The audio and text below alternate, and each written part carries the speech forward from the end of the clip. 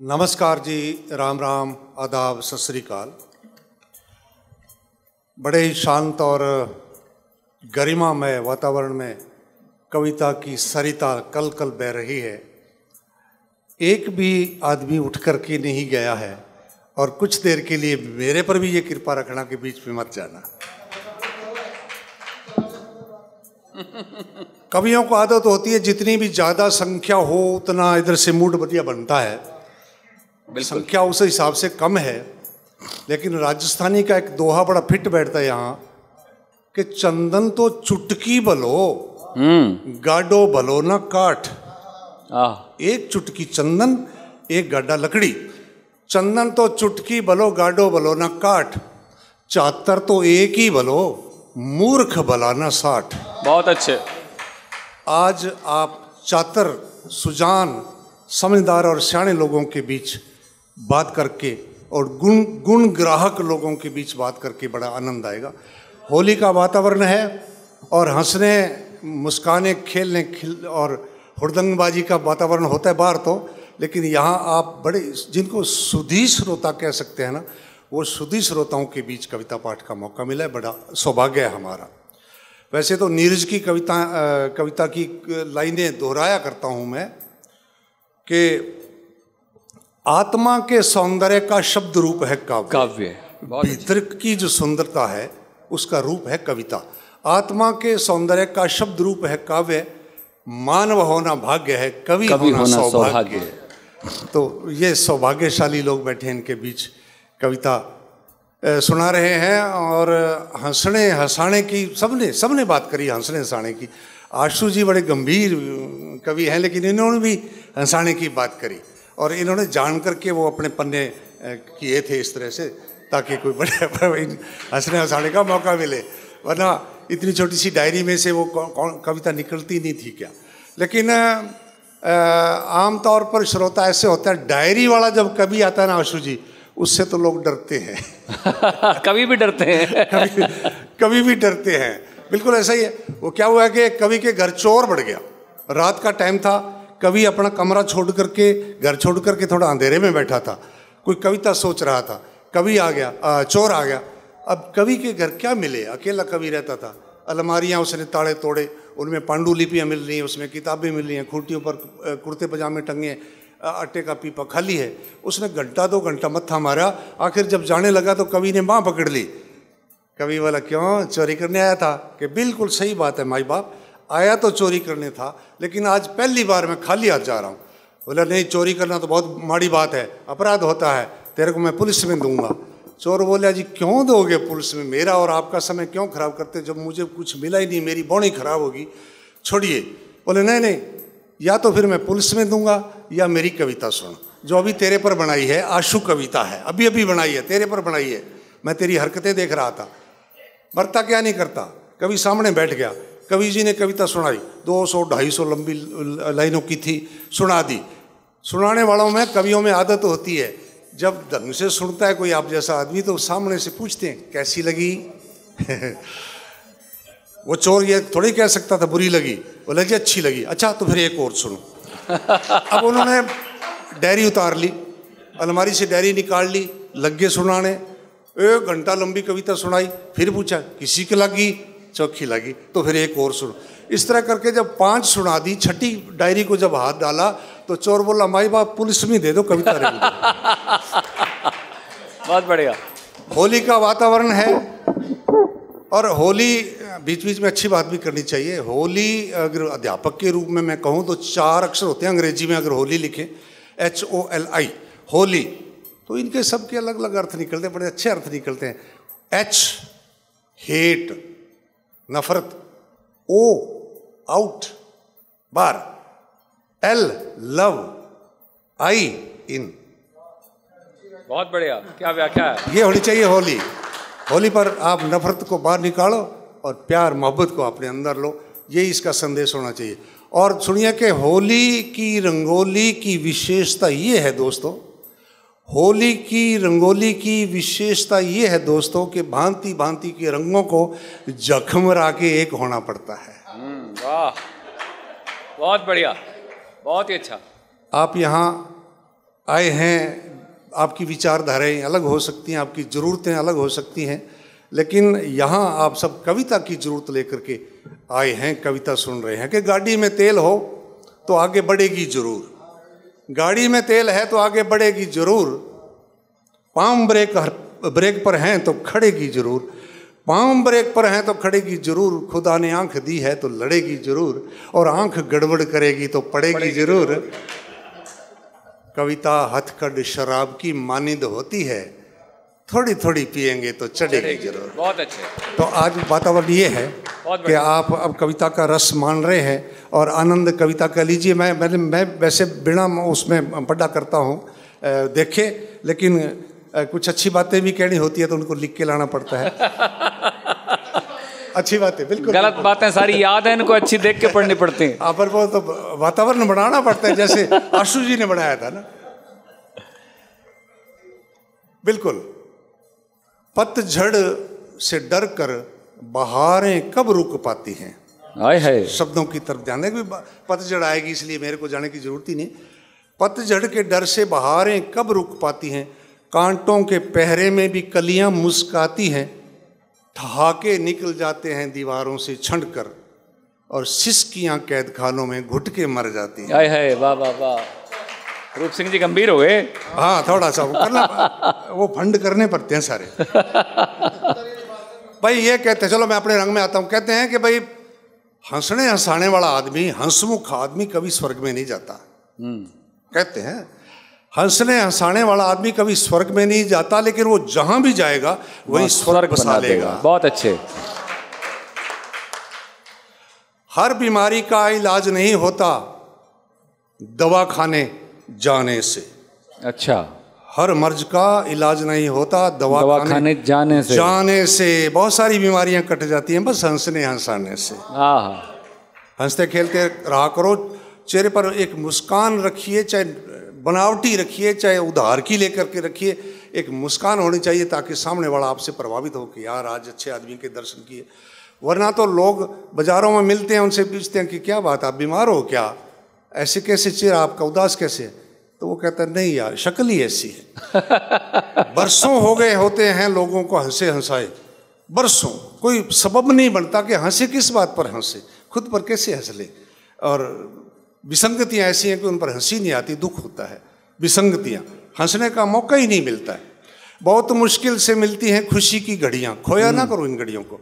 बहुत मुश्किल से मिलती हैं खुशी की घड़ियाँ, उन घड़ियों को खोएं क्यों, जिन घड़ियों में हंस सकते हैं उन घड़ियों में रोएं क्यों। ढूंढा करो, वातावरण ऐसा बनाया करो, मौके की तलाश में रहा करो कि हंसने का मौका मिले। जिन घड़ियों में हंस सकते हैं उन घड़ियों में रोएं क्यों, गाए जा मस्ती के तराने, ठंडी आहें भरता क्यों।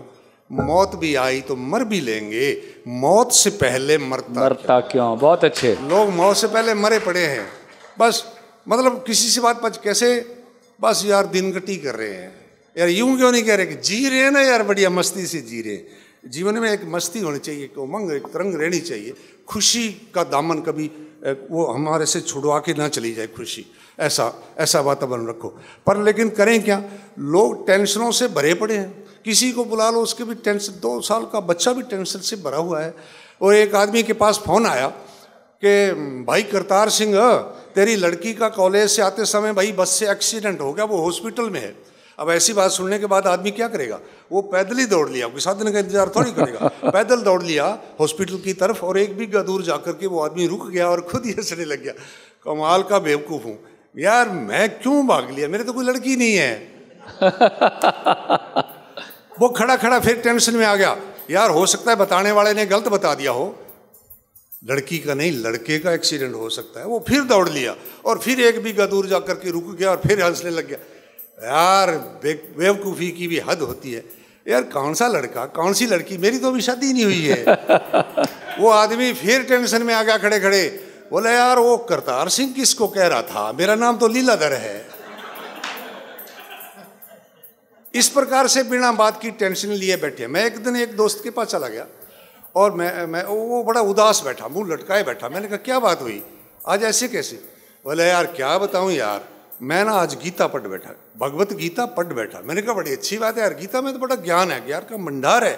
बोला खाक भंडार है यार, उसमें लिखा है एक दिन सबने मरना है, गीता में लिखा है एक दिन सबने मरना है।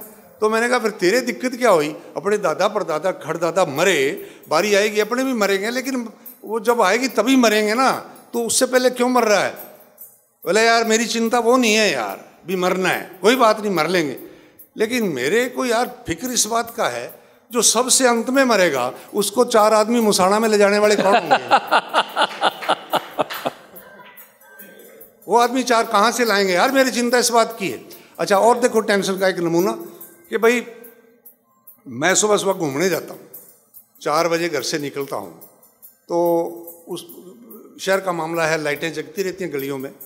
क्या हुआ कि खिड़की जैसे मैं बाहर की खोल करके बाहर निकला गली में, तो सामने वाली घर की दीवार पर किसी शरारती बच्चे ने लिख रखा था चौक से, इसे पढ़ने वाला मूर्ख है।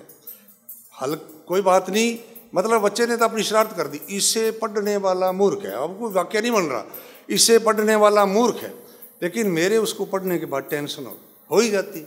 सुबह सुबह चाय नहीं पी, मुंह नहीं धोया और मूर्ख बन गया। क्यों पढ़ लिया, इसको देख करके आंख बंद क्यों नहीं कर लिया, सिर झुका के क्यों नहीं निकल गया, क्यों पढ़ लिया। अब कभी अंदर कभी बाहर, बस यूं टेंशन टेंशन। आखिर जी अध्यापक के घर चाक का टुकड़ा मिल जाता है, वो कोई रुमाल मिल जाता है, न्यातड़ा मिल जाता है, कोई पौना मिल जाता है, उसको लिया और लेकर के उसको जाकर के रगड़ा, सारी उसको मिटाया इबारत को, और उसको मिटाने के बाद फिर उस चाक के टुकड़े से मैंने लिखा इसको लिखने वाला महामूर्ख है। तब जाके कोई शांति आई। बहुत अच्छे, वाह। इस प्रकार से भाई बिना बात की टेंशन ले लेते हैं। अब सुबह घूमने की बात आई, एक बार हमारे वो शहर में एक महात्मा जी आ गए, बहुत बड़े योगाचार्य थे, योगाचार्य, और वो मुझे भी दोस्त ले गए कि चलो यार मिल के आते हैं। वो स्पेशली मुझे बुला करके बोले आपको तो योगा की बहुत ज़्यादा ज़रूरत है। मैंने कहा जी सिखा दो, कि आप शीर्षासन करो, मैं करवाता हूँ, पैर नीचे सिर नीचे पैर ऊपर, ये शीर्षासन। उसने थोड़ा सा अभ्यास करवा दिया दीवार के साथ, ये वो इस तरह से सारा करना है, किया, आनंद आया। बोला घर जाके भी करना, बड़ा फ़ायदा होगा। ठीक है जी। अगले दिन फिर गए तो महात्मा जी ने फिर मुझे बुला के स्पेशली पूछा शीर्षासन किया था? हाँ जी किया। फ़ायदा हुआ? मैंने कहा जी हुआ, 25,000 का हो गया। अरे यार मजाक क्यों करते हो, इसमें कोई पैसे वैसे की बात नहीं होती, ये तो शारीरिक मानसिक होता है। मैंने कहा नहीं मुझे तो आर्थिक हुआ, 25,000 का फ़ायदा हो गया। बोले कैसे कह रहे हो? मैंने कहा जी मैंने वो मेरी कमरे के अंदर बैठ करके वो सिर नीचे पैर ऊपर किए, मेरे घरवाली की अंगूठी 3 महीने से गुम थी, जब मैंने वो शीर्षासन किया दूर से दिग्गी संदूकों के नीचे वो पड़ी, संदूकों के नीचे वो पड़ी, मेरे को दूर से दिसगी, कम से कम 25,000 की थी। तो इस प्रकार से आप भी किया करो, योगा किया करो। वो क्या हुआ जी, सरदार शहर के एक सेठ जी कलकत्ता रहते थे, इधर के लोग बहुत गए हुए हैं, हमें बड़ा आनंद आता है जब हम उन शहरों में जाते हैं तो वो लोग हमें स्पेशल अपने घर में मेहमान बना के रखते हैं। वो कहते हैं होटल वोटल छोड़ो यार, हमारे बच्चे राजस्थानी सीखेंगे यार, आपसे कुछ नए नए शब्द सीखेंगे। वो एक घर में मैं चला गया, राजस्थानी थे, तो उन्होंने कहा भाई राजस्थान से आए हैं सरदार जी, इनका नाम बहुत है राजस्थानी में, आपने आज राजस्थानी खाना बनाओ। तो उनकी छोटी बहू ने लापसी बनाई, लापसी, और मेज़ पर बिठा करके सबको खिला रही है। अब वो लोटे में घी लेकर के आई है, वो जब पास में आई बोली कितने चम्मच डालूं? मैंने कहा भाई नोट कर ले, चम्मच तो ये है जिससे खा रहे, इसका नाम ये टेढ़ा मेढ़ा सा है ना और प्रकार का ये चम्मच, इसका नाम है मिर्कली। बोली और हमें तो पता ही नहीं था, हम भी तो इसको चम्मच ही समझते। ठमो मैं डायरी में लिख लूँ। मैंने कहा इसका एक बाप होता था पहले, आजकल है नहीं, उसका नाम होता था मीरिया। हाँ वो है नहीं, पड़ा जी पतीले तो उत्ती प्यार रहना सी। हाँ तड़की चाह बन दी और बस कमरे से देख लेते एक बार आँख, क्योंकि छिपी रहती थी आँख, और वो वहाँ है, आँख बंद करे करे जाते और उस पड़े से, उस मीरिए से बाटी भी वहाँ पड़ी रहती, जूठी जाटी, उसमें जैसे जैसे डाला गर्म गर्म चाय जैसे जैसे पेट में जाती आँख अपने आप खुलती रहती थी। ये तरीका होता था। तो वो सेठ जी यहाँ के इधर के सरदार शहर के वहाँ रहते थे और वो बेचारे धरती से जुड़े हुए थे वो अपनी मातृभूमि को छोड़ना नहीं चाहते थे। बच्चों की ट्रेजेडी है, वो बच्चे इधर आना नहीं चाहते, उनको जलवायु वगैरह अच्छा नहीं लगता, जिनका जन्म कलकत्ता या पटना में हुआ है। तो लेकिन वो पुराने लोग जो हैं वो अपने दोस्तों मित्रों को रिश्तेदारों को मिलने आते, तो वो सेठ जी भी साल 2 साल बाद यहाँ आते थे। गौशालाएँ खोल रखी थी, स्कूलों को चंदा देते थे, अस्पतालों को चंदा देते थे, और भी सामाजिक काम करते थे, भाई बंधों को मिलने आते, ब्याह शादियों में जाते। तो वो सारा दिन उनके साथ पूरा मेला लगा रहता, शहर के लोग भी उनके साथ जाते, अमीर आदमी थे। उन्होंने अपने रात को रुकने के लिए एक रेस्ट हाउस बना रखा था। सेठ जी शरीर से बोझिल बहुत थे, तो उन्होंने अपने मुनीमों को कहा जो उनको छोड़ने आए रात को 8 बजे रेस्ट हाउस में, बोले भाई मैं आजकल सुबह घूमने जाता हूँ, मेरी परेशानी ये है कि अपने आप जाग नहीं आती, तो किसी की ड्यूटी लगाओ जो सुबह 4 बजे मुझे जगा दे। वो बोले जी, मुनीम बोले जी मैनेजर चिंता ना करो जी, वो जो वॉचमैन बैठता है वो नेपाली, तो उसको कह देंगे, उसको बुलाया, उसको कहा ये सेठ जी हैं, इस चारपाई पर सोए मिलेंगे, ठीक 4 बजे, तू तो 6 बजे तक ड्यूटी करेगा, इनको जगाना है और ये सुबह घूमने जाएंगे। बोला चिंता ही ना करो साहब, जगाएंगे साहब।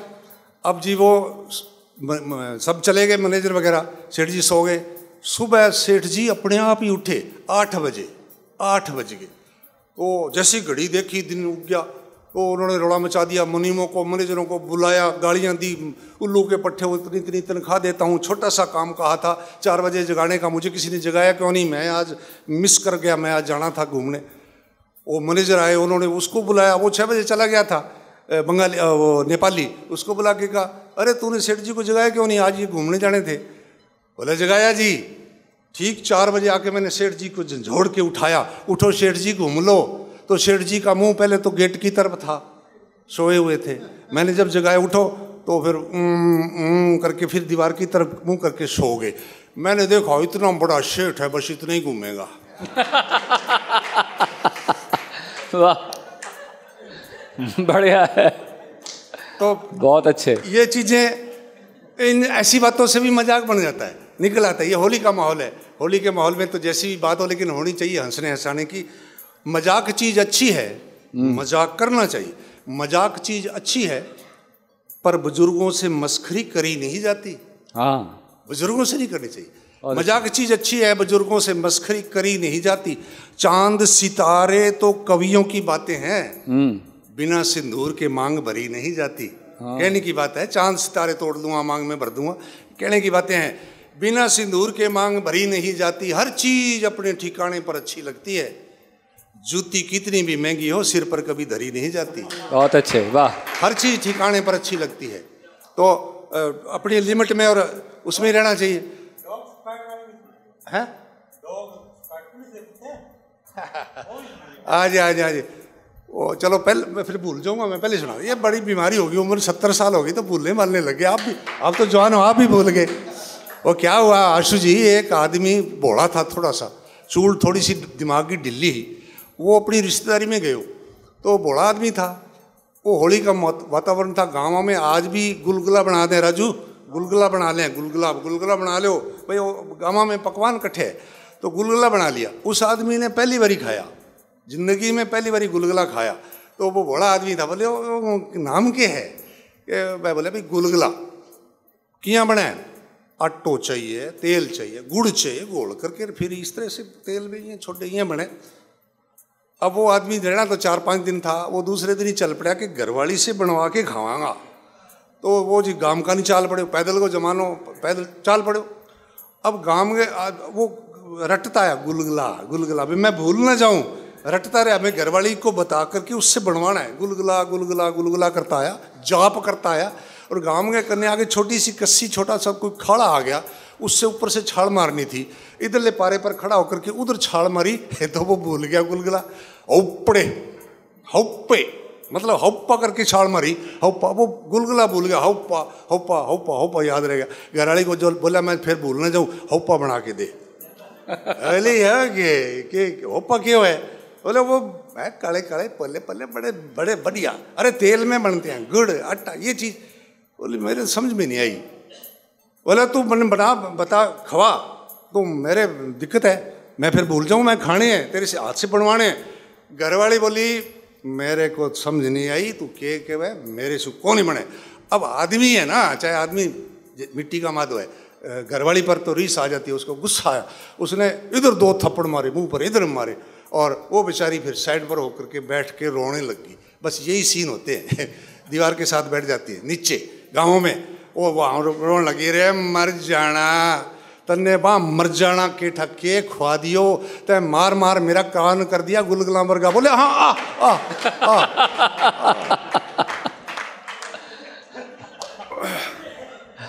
बढ़िया, बहुत अच्छे। हंसी मजाक मस्करी ठट्ठा मिलते अगर बाजारों में, अगर ये चीजें बाजार में दुकानों पर मिलते अगर बाजारों में, तो नोटबंदी के दिनों के जैसे लगते लोग कतारों में। बहुत अच्छे। नो स्टॉक के बोर्ड टंगते शोरूमों भंडारों में कि भाई मुक गया, हंसी मुक गई। अगर वो कहते यार 50 ग्राम तो दे यार, इन्हें बिना काम कौन चले। सबसे ज़्यादा ग्राहक इसी की होते। नो स्टॉक के बोर्ड टंगते शोरूमों भंडारों में, राम मानसी चीज हंसी है टेंशन के बीमारों में। कितनी दुर्लभ चीज हंसी है सुलटा दी बस सरदारों में। लोग कहते हैं भाई सरदार, एक सरदार जी थे यार, वो चुटकुला जब शुरू करते सरदार संता और बनता, बस वहाँ से शुरू करते हैं। लेकिन ये तो चीज़ सबके काम की है, सिर्फ सरदारों पर इसको क्यों लेते हो? जिस काम में कोई सरदार होता है वो काम जरूर असरदार होता है। ये अपने गढ़ी है बात, ये बात मैं गढ़ी। पढ़ाने के टाइम बात याद आती है कि किसी भी हिंदी के शब्द के आगे ए लगा दिया जाए तो उसका नकारात्मक अर्थ हो जाता है। धर्म के आगे ए लगाते अधर्म, शांति के आगे ए लगती अशांति, सबका उल्टा असर हो जाता है, उल्टा अर्थ हो जाता है। लेकिन सरदार शब्द ऐसा है, उसके आगे ए लगाते ही असरदार हो जाता है। बढ़िया। जिस काम में कोई सरदार होता है वो काम जरूर असरदार होता है। या तो शुरू में फिस होता है या बेड़ा पार होता है। या तो शुरू में ही जाएगा बस, या फिर बेड़ा पार हो जाएगा। एक और चीज मजाक में लोग कहते हैं सरदार जी 12 बज गए, 12 बज गए। इसका बड़ा लंबा चौड़ा इतिहास है, ये तो अपने को यहाँ बताने का समय नहीं है। लेकिन कवि के रूप में कैसे परिभाषा बांधी जाती है वो आप सुनिए कि भारत देश एक घड़ी है बेहतरीन। भारत देश एक घड़ी है बेहतरीन। किसी ने तो भारत को कहा कि बेईमानों का देश है, 100 में से 99 बेईमान है, फिर भी मेरे देश महान है। लोग यूं कर देते हैं। लेकिन चलो अलग अलग अपनी कल्पना है कि भारत देश एक घड़ी है बेहतरीन। हिंदू मुस्लिम सिख इसकी सुइयां हैं 3। इस घड़ी की विशेषता सुन मेरे यारा, जब तीनों एक सीध में होती हैं तब बजते हैं 12। बहुत अच्छे, वाह वाह वाह वाह, बहुत बढ़िया। ज़्यादा व्याख्या करने की जरूरत नहीं है, कुछ इसके बारे में बताने की ज़्यादा जरूरत नहीं है। हास्य कवि जो होते हैं उनके कुछ प्रिय विषय होते हैं, बस उन्हीं के इर्द गिर्द वो रहते हैं। पति पत्नी संबंध, यहाँ उनको बहुत हास्य मिलता है। पुलिस, राजनेता, महंगाई, गुरु चेला, इनसे सब कुछ, बस उनका तो मैटर पूरा हो जाता है। चलो थोड़ी थोड़ी वानगी के रूप में सुनाऊंगा और मेरा कुछ तारतम्य नहीं होगा।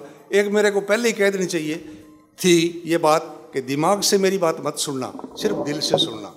सोचने साचने की बात नहीं है। अगर आप ये सोचो कि इतना बड़ा आदमी है उम्र में तो ये कोई शिक्षा की बात बताएगा, तो वो फिर आपका नसीब नहीं है कि मेरे से कोई शिक्षा आपको मिल जाए।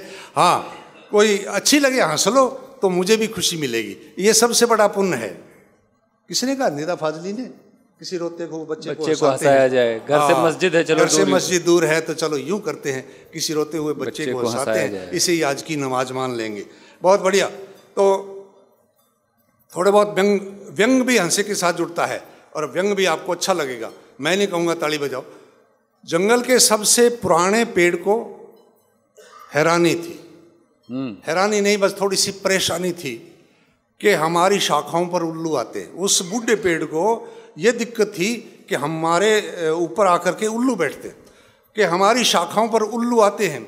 वे दूसरों को उल्लू बनाने के मंसूबे बनाते हैं, यहाँ बैठ करके योजनाएं बनाते हैं दूसरों को उल्लू बनाने की। उल्लू आते हैं, वे दूसरों को उल्लू बनाने के मंसूबे बनाते हैं। एक दिन जंगल के ठेकेदार ने कर दिया जंगल का सफाया।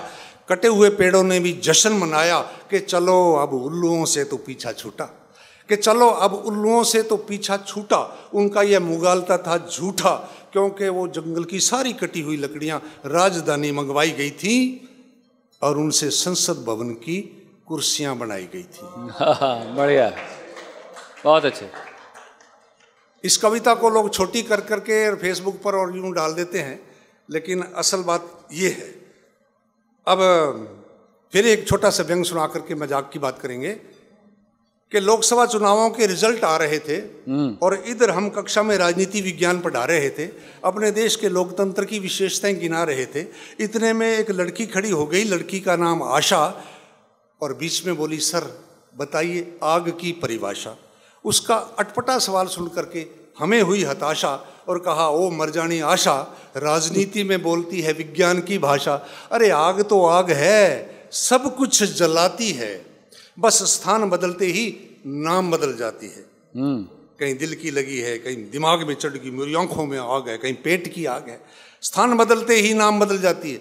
लड़की बोली, बस सर यही बात तो समझ में नहीं आती है, जब आग सब कुछ जलाती है तो भ्रष्ट नेताओं की काठ की हांडी हर बार कैसे चढ़ जाती है। बहुत अच्छे, वाह, बहुत बढ़िया। ये इस प्रकार के व्यंग भी लोग पसंद करते हैं। ताजा शादीशुदा जोड़ा सब्जी मंडी में सब्जी खरीदने गया, तो वो सब्जी वाला बूढ़ा आदमी था, दुकानदार, और वो बोला, बाबूजी लगता है आपके घरवाली बीए पास है। सब्जी बेचने वाला बूढ़ा आदमी बोला, बाबूजी लगता है आपके घरवाली बीए पास है। अब बाबू चौड़ा होकर के बोला, हाँ यही तो मेरे घर का प्रकाश है। पर आप इस बात की पहचान कैसे कर गए और इसके पीर में पड़ी डिग्री कहाँ से पड़ गए? वो सब्जी वाला बोला, हम भी क़यामत की नज़र रखने वाले हैं। इसने थैले में नीचे अंगूर और ऊपर कद्दू डाले। इस बात से पता लग गया कम से कम बीए पास है। वाह।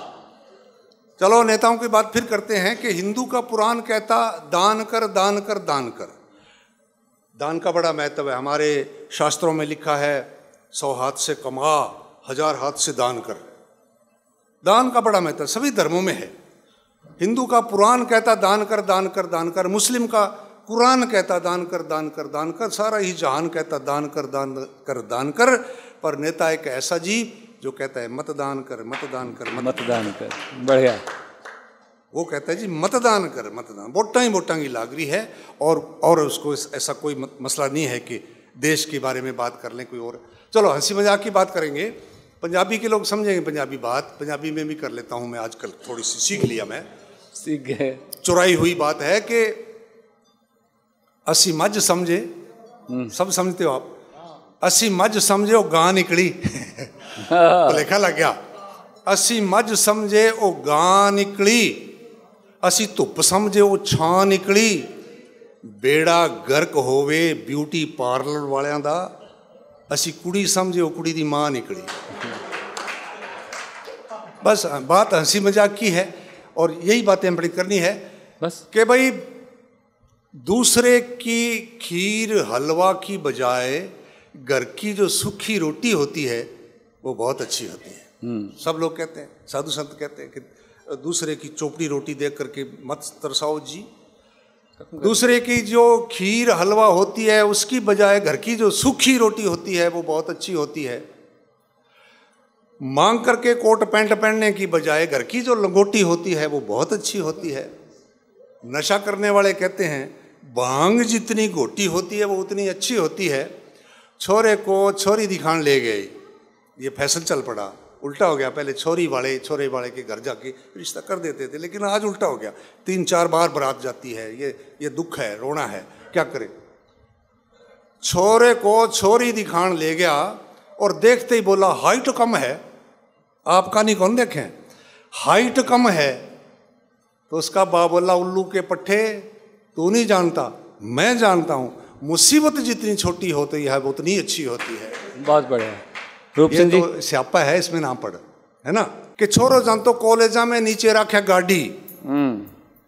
हम जब नौकरी लगे, अध्यापक लगे, तो 6 महीने तक ये स्वांज करते रहे कि साइकिल के लिए बचाएं कहाँ से, पैदल ही जाते थे 4-5 किलोमीटर।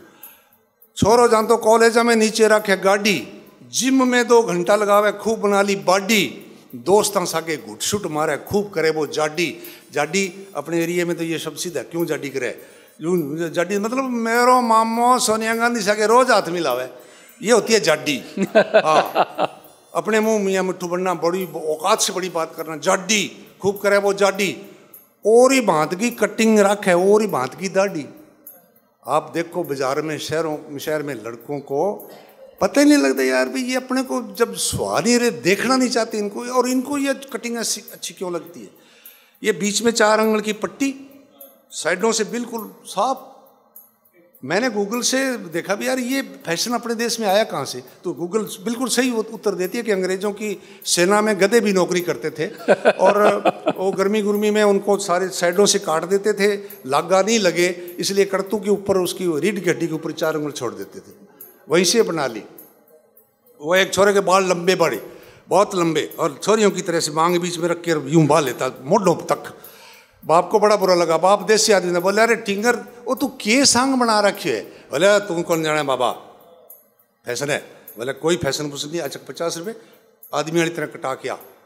वो छोरा गया, घंटे बाद आया, वैसे फिर लेके आके बस आंगड़ माड़े माड़े कटा लिए, थोड़े कटा के वही मोढ़ों पर फिर। वे वो बाबा बोले तेने मैं 50 रुपया दिया, तू 50 रुपया को नाश कर आयो, वो के बना के है। और छोरा बोले बाबा वो फैशन है, इंगो नाम है तेरे नाम। वो कोई फिल्म में सलमान खान, हाँ वो तो पागल था, वहाँ जेल में बाल काटने की थी नहीं, और छोरों ने उसका फैशन बना लिया, इसका नाम है तेरे नाम। तो बाप 50 रुपया और काट के दे के बोलिया ले मेरे अकेले के क्यों, अब कल तेरी माँ के नाम और करा के लिया। और ही बात की दाढ़ी रखे, और बात की दाढ़ी, और ही बात की कटिंग रखे, और ही बात की दाढ़ी। बापूजी ने आयो गुस्सो लिया दी ढूंढ के लाडी, फिर आए साल को एक टाबर लोकल होली गाड़ी। आए साल को एक टाबर लोकल होली गाड़ी, छोरो हो खरबूजे वर्गो हो गयो फाडी फाडी। फिर आंगी हालत मतलब बाद में बुरी बहुत हुआ है जी। आशु जी की बात ये थी कि मैं जिला CLG हनुमानगढ़ में, मुझे जिला CLG में सदस्य बना रखा है। तो SP के पास मीटिंग होती है, महीने में एक आध बार जाना पड़ता है, तो उनसे डर नहीं लगता। तो मैं SP साहब ने बुझो कि आपने अठे ट्रेंड कुत्ता की डॉग स्क्वाड होया करती। पुलिस वाला बेचारा सारे बदमाश नहीं होते, अच्छे लोग भी होते हैं। वो एक आदमी की घरवाली गुम होगी, अग्रिम जमानत करवाते हुए घरवाली गुम हो सकती है, गुम होगी, तो वो आदमी इन्हें बिने पड़ोसियाँ में, गांव में, रिश्तेदारा में पूछे थारी भाभी को नहीं आई कैठे, थारी भाभी 7-8 दिन हो गए। एक दोस्त बोले यार लूगे पट्ठे तू काम खराब कर लेगो। अरे तू इन्ने मैंने के पूछ तो फिर है, पुलिस में जा रिपोर्ट लिखा, उनकी ड्यूटी है, वो ढूंढ के ला देंगे। बोले ना पुलिस में तो मैं मरे ही कौन जाऊँ, पुलिस में कौन जाऊँ, इन्हें में ढूंढ लेंगे। बोले क्यों पुलिस में क्यों कौन जाए। बोले पिछले साल मेरा मोटरसाइकिल चोरी होगी, मेरी मोटरसाइकिल चोरी होगी, मैं रिपोर्ट लिखा दी, 2 घंटा में ढूंढ ली, पर मैंने तो 3 महीना बाद दी।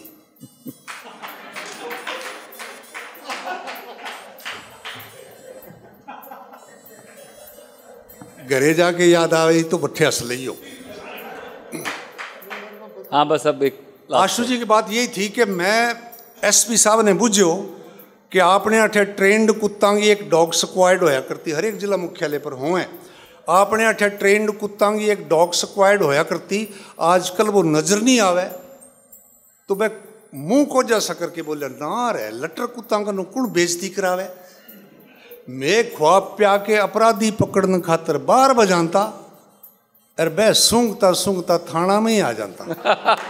वाह बहुत अच्छे, वाह बहुत बढ़िया। मतलब अठे आगे सारी बात हो जाए। वो ये पुलिस शब्द जो है ना POLICE, ये अंग्रेजी का नहीं, ये फ्रेंच भाषा का शब्द है, और हर एक अक्षर के अलग अलग बड़े भारी भरकम नैतिक अर्थ निकलते हैं। P का पोलाइट, O का ओबिडेंटली, L का लिबरल, I का इंटेलिजेंट, C का क्लेवर, E का एनर्जिक।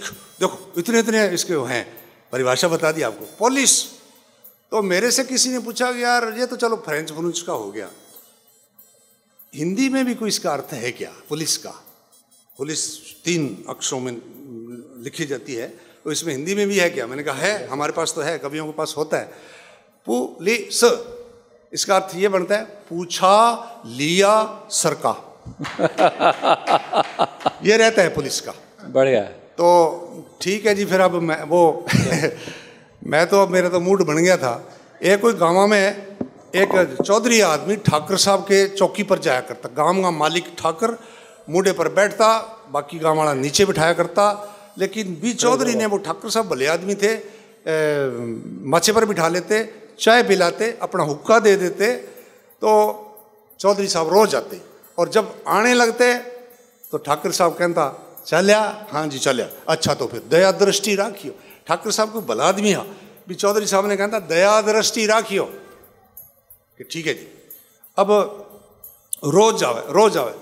तो एक दिन घराड़ी बोली चौधरी ने बोली थे कट जाया करो। बोले वो ठाकर साहब की चौकी पर। अच्छा भाई थाने बराबर बैठा लें कि हाँ बैठा लें। फिर चाह पियावें, उका पियावें। जब मैं उठ के चालू नहीं तो वह कहें चलिया, तो मैं कहूँ हाँ चलिया। फिर वह कहें अच्छा दया दृष्टि राखियो। अच्छा फिर थे के कहो कि मैं कहूँ चंगा रखांगा। मैं यहाँ कहना तो रखांगा। बोली बढ़ जाना थाने तो बोलना ही को नहीं। ठाकरा के सामने आपा कौन हुआ रखने वाला?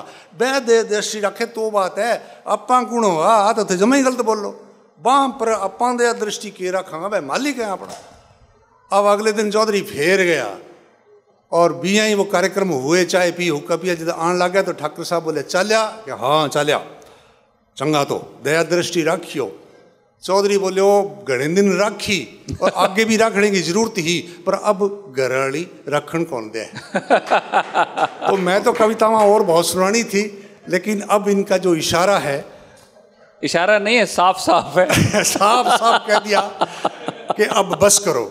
वो एक कवि सम्मेलन में बोर कर रहा था और श्रोताओं का हर वर्ग शोर कर रहा था, बिठाओ बिठाओ बिठाओ। बोर कवि बोर कर रहा था, श्रोताओं का हर वर्ग शोर कर रहा था। इतने में एक लठधारी बूढ़ा मंच पर आया। उसे देखकर बोर कवि मन ही मन घबराया। बोला आप कहें तो कुछ बदल के सुनाऊं? लिगर सिगर करने लगे हो। आप कहें तो कुछ बदल के सुनाऊं या इस गजल का आखिरी शेर कह के बैठ जाऊं? लठधारी बोला आप क्यों परेशान हैं, बकवास चालू रखिए, आप तो मेहमान हैं। ये लठ तो मैंने किसी और के लिए उठाया है, वो कहाँ बैठा है जिसने आपको बुलाया है?